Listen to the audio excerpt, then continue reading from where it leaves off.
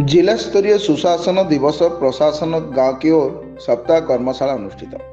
आज जिला स्तरीय सुशासन सप्ताह प्रशासन गांव की ओर कर्मशाला जिलापाल सम्मिलनी कक्षार अनुष्ठित हो जाइछि।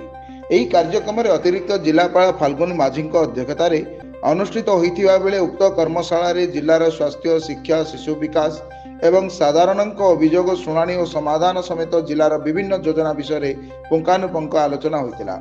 एही सुशासन सप्ताह प्रशासन गांव की ओर कर्मशाला केंद्र सरकार और राज्य सरकार अनुमोदन क्रमे 19 डिसेम्बर ठारू 25 डिसेम्बर पर्यंत राज्यर समस्त जिले कार्यक्रम चालू रही। परिप्रेक्षी में गजपति जिले मध्य समस्त विभागीय अधिकारी को नहीं सुशासन सप्ताह प्रशासन गांव की ओर कर्मशाला विभिन्न ग्राम पंचायत स्तर में आयोजन करा जायछि।